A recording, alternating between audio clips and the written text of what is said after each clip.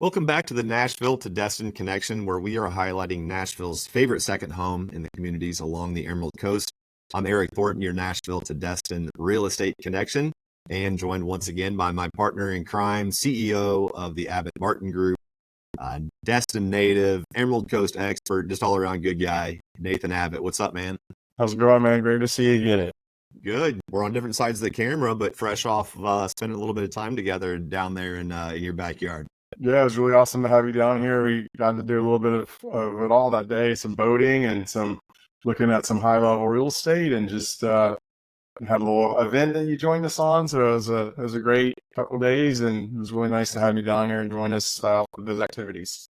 Yeah, that was a great trip. I got to give you credit for bringing some of the agents from the EXP community and then other great people in the real estate industry together.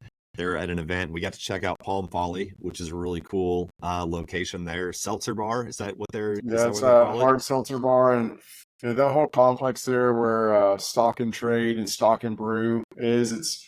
That's also a cool concept. They have this amazing coffee house that's connected to their furniture store. And then Palm Folly is in the back there of the shopping center, and it's really becoming a great locals hangout. A lot of tourism's not there as much, but when the tourists figure out where the great local spots are, those are usually the best spots. And they got as you noticed, that new restaurant that has like Wagyu beef and all like farm to table type food, which y'all are used to at Nashville location. But we're really starting to see some great infrastructure coming into our market for full-time living. Yeah. And pro tip for people, hopefully it's folks tuning into this show here that like to spend time between Nashville and Destin. And pro tip with Stock and Trade there, the conference rooms that are available for use up there. You turned me on to that last time. Why don't you tell us a little bit about that? Yeah, super cool. So they have this amazing showroom at Stock and Trade, and all you do is you call up there, you have a business meeting or conference room that you need. They have 10 different meeting spaces there in the actual furniture store, and it's really elegant. And they one has a big conference table with a huge TV you can plug into, to a lounge room, to desk space. In fact, we did a little podcast with a friend of mine in that store too. They're just very hospitable, and it's just a great place. You're here from out of town, you want to have a swanky place to have a meeting or to have some time away from the family to do a little bit of work. Stock and Trade and their meeting space there is a great place to do it. Start the morning off with a great cup of coffee next door, and then after your meeting, you go hit the hard seltzer at Palm Folly and take home some grass-fed meat afterwards. It's a one-stop shop. Day right there. That's right. Absolutely. Well, yeah, thanks for those tips. That's a great place for folks to get some work done when they're in town, check out some cool things. And, again, thanks to you for when we were down there, I did get a taste of, just hanging out with you, who lives there, lovely home, lovely family right there in Destin. You guys are so well connected and planted in the area. And it was great to kind of tour around town and see some great real estate. And one of the things that stood out to me as we were talking and the places that we saw, and even talking to the neighbors around, some of the residential housing that we were looking at, right? They're standing out in the street talking to that gentleman. Is it seems like there's always been a lot of energy around the Destin 30A area as a vacation market, right?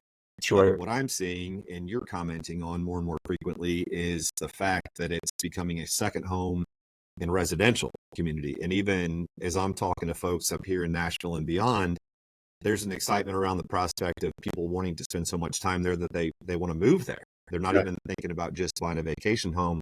They want to make it home.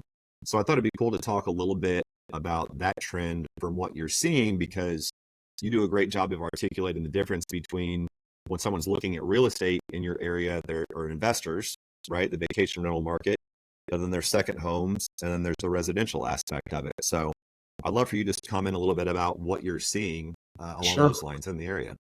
Well, I think COVID changed a lot. I think made people realize that they can live where they vacation, and to have that environment that is just a great place to raise a family. And there's a lot to be said about the water, and we're surrounded by, we have the harbor, the bay, the Gulf. We have natural springs that are north of here, really low crime. Have just some good infrastructure that's starting to come in. And when you really noticed it during the beginning of COVID, we actually did homeschool with our kids because we just the disruption in the school systems.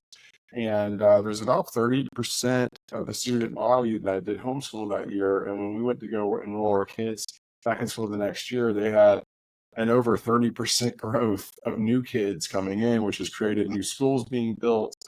And you're seeing a lot of people that came down during that panic time. We had a couple from New Jersey who said, this is the safest place we've ever experienced in the way that our family has felt here.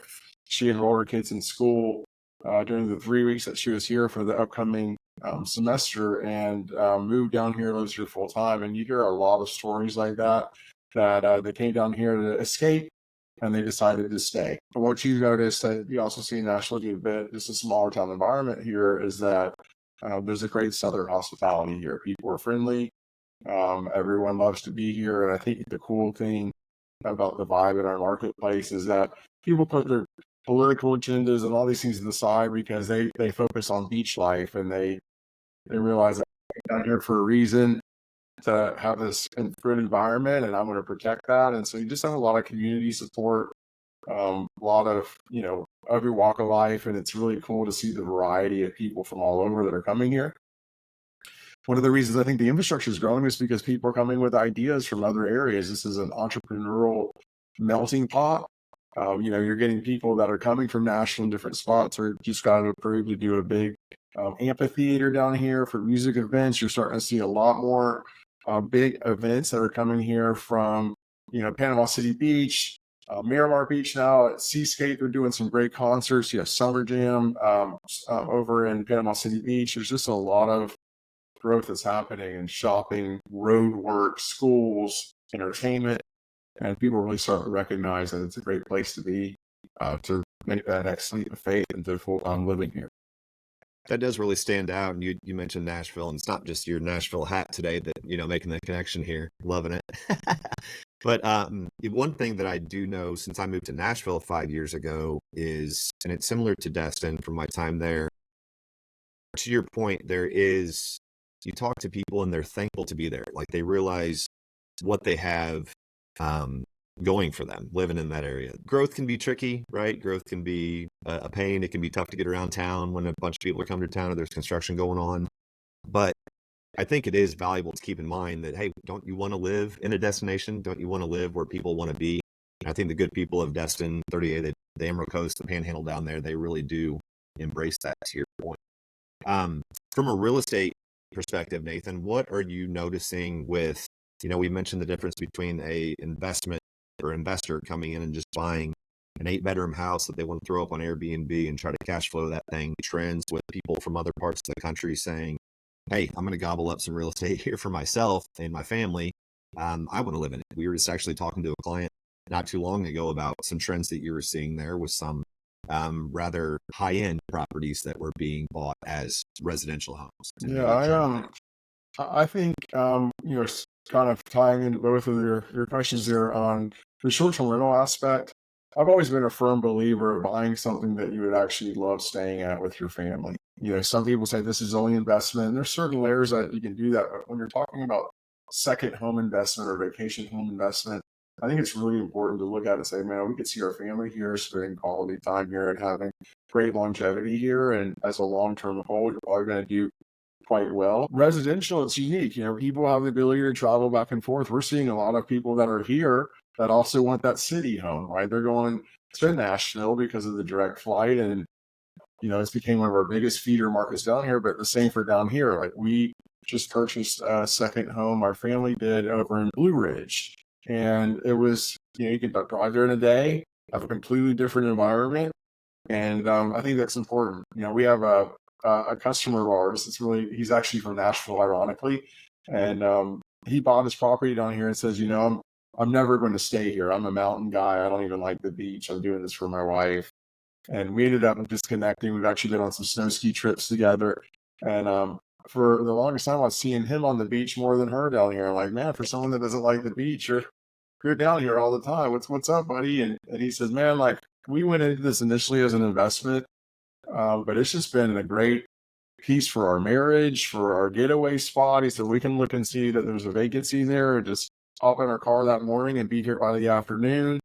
A direct flight, a 45-minute flight to Panama City Beach. And now we were talking about Southwest, serves all our airports, which is a great outlet for Nashville. So, the residential piece is unique because even if they're buying residential, they may be full-time residents, but a lot of people wanting that Florida residency from other higher taxation states. So they're making this their home base, and where they came from is their second home environment.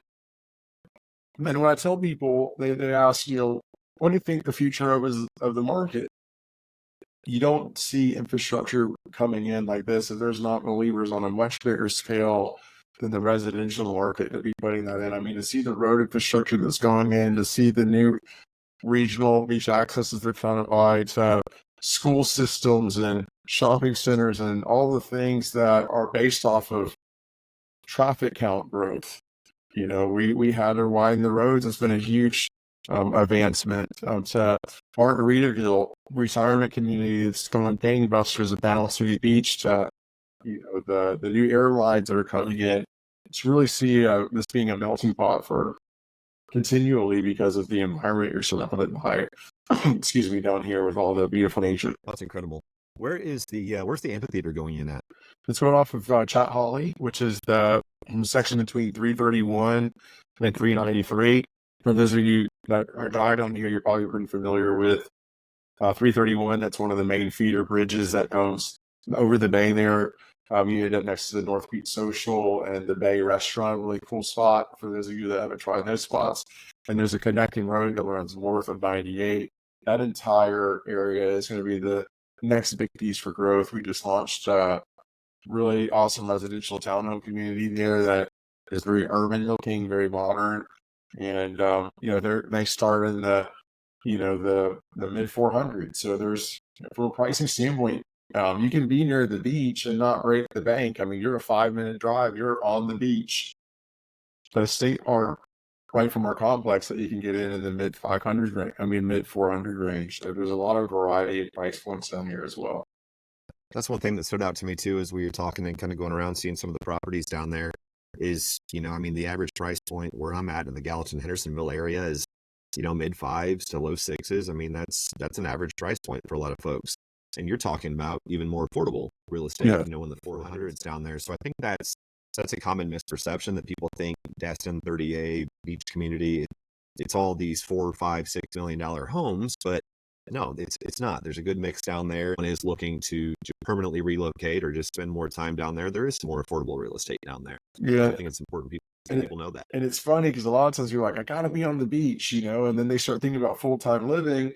And the way our area is broken out, it's really easy to navigate of what's typically residential and what's short-term rental capable. And even though there's some non-short-term rental communities on the beach side, usually everything that's north of Highway 98, except for Inlet Beach, because of the walkability there, is predominantly all residential. And so you find people that start off in maybe a condo or something on the go. I'm down here and realize they get a lot more bang for their buck on the north side of the road, but yet no matter where you're at, you're still only about 5 minutes to the beach. But yeah, you can find homes down here in that same price point. These townhomes, speaking of, they're 4-bedroom. They have a nice garage, big parking pad. Has kind of a charcoal exterior with a white quartz interior. And we just really some new vision in our marketplace. That place is called 30 North. I put a little plug there, but there's a lot of new residential communities coming into our marketplace, and that's been the focus because the growth supports that on a high level. Talk to me. You just mentioned Inlet Beach, so that's something that I'm obviously learning more about, getting familiar with the area down there, more familiar with the area down there. Tell me about what's going on in Inlet Beach from a real estate perspective, but also a community. Describe the community and what it's like and what it has to offer, because I think it's, from an outsider's perspective, not living down there, I think it's kind of one of the best kept secrets right now that it might not be a secret for long. Yeah, so Inlet Beach is a full dynamic. They were able to get approved through the state an underground tunnel under Highway 98. The only other place that's done that is Destin Resorts, and they've navigated great amenities north and south of the road without ever having to cross the road, and just a safe place for families to go back and forth. Inlet Beach is right across two of our most expensive areas at our marketplace, which is Rosemary and Alice Beach. really amazing communities, but a very high price point. And so just by going across the street and having a tunnel that's about to be open soon, you have the 30 Avenue shopping complex. You have a lot of different infrastructure that's going in there. And we're doing several communities over there, and you can hop on a bicycle at about 30 plus restaurants and entertainment spots within a 1 to 2 mile radius. So you have that awesome coastal lifestyle, but you're a fraction of the price being across, but you have better parking situations. And I just see that entire piece there being a great kind of mixed use of full-time living to second home to high level, super ultra level price points along the Gulf there. But just the amenities that you can walk to and ride the bike to are really special. I'm getting excited about it just from checking out the listings online, and it was great to talk to some of the people on your team that represent some of those communities down there. They were speaking so highly of it, and we're so accommodating, the opportunity to come check those things or those properties out. So for sure. And like when you think of, we have a brand new home over there with all the trimmings, 5 bedrooms, big bonus room space, and you're in the mid $1.3 million range. And now you can do short-term rental there, and you have all this accessibility. So even though on the south side of the road those homes are pushing 4 or 5 million plus up to 20 million, just going across the road and still having that same lifestyle, you can be in there for fractions of price. I think it's really appealing to the north side of Inland Beach.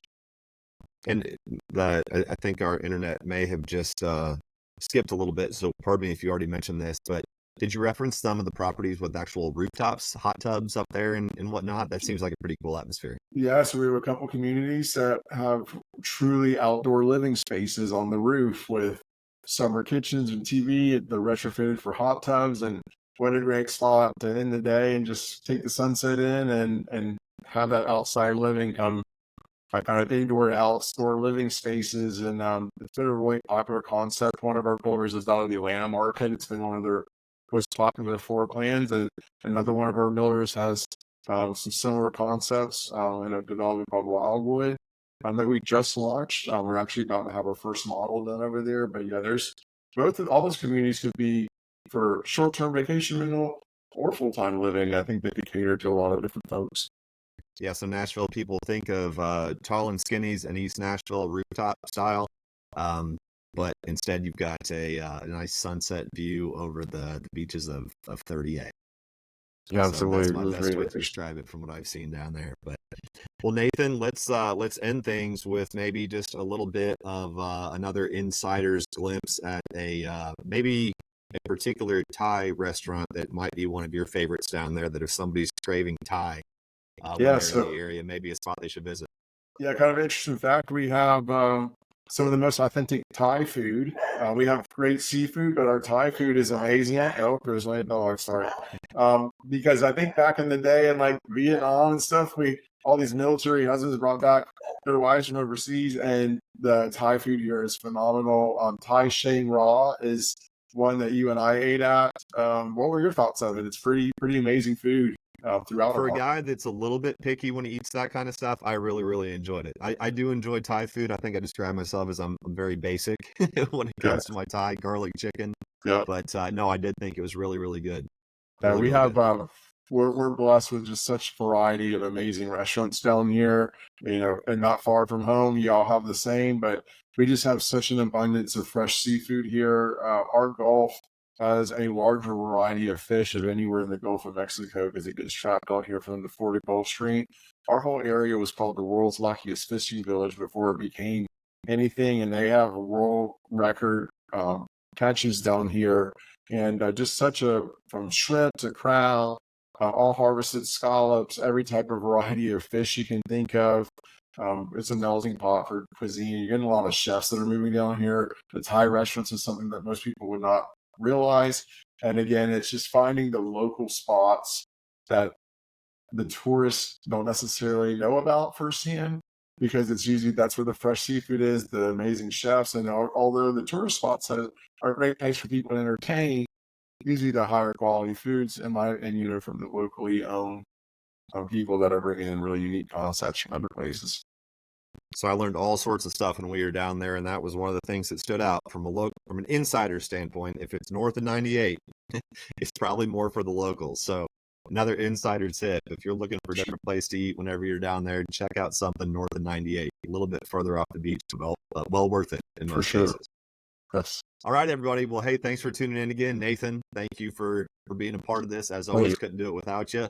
And we are the Nashville to Destin Connection podcast. If you are interested in more about Destin 30A, please feel free to reach out. And especially if you're interested in real estate in the Destin or 30A market or anywhere along the Emerald Coast, please consider us a resource. We'd love to hear from you.